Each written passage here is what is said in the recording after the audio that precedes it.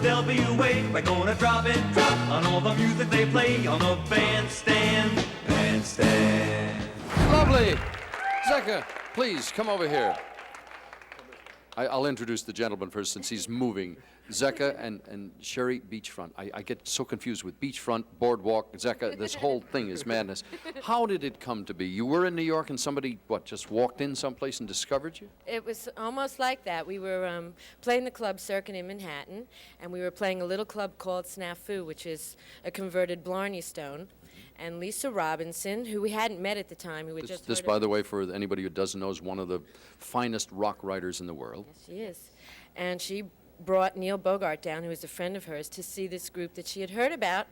And there we were playing on this very little stage, barely enough room to jump around. And there's maybe 90 people there. 90 people, and I should point out for anybody who doesn't know Mr. Bogart, he owns a record company. He's pretty famous in the music business. Yeah. So he walks in. Then what happened?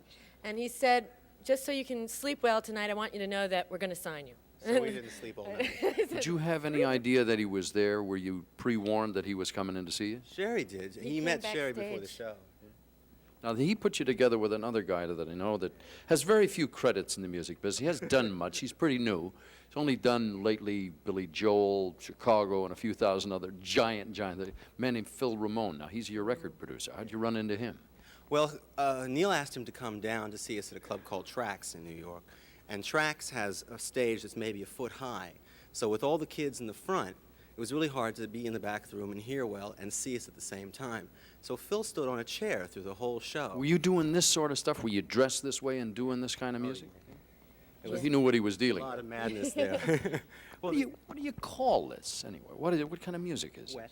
Wet. You sure it's wet? I should have known rather than to have asked. I mean, I think you got crinolines under there. I mean, I remember crinolines. I lived through generations ago of crinolines, yes. In any case, are you happy with the success? Oh, very. I have one last question. Why did you record the next song?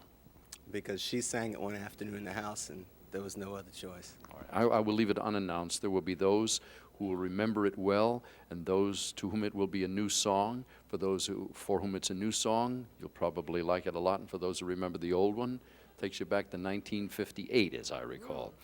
You slip back there. Ladies and gentlemen, once again, Get Wet!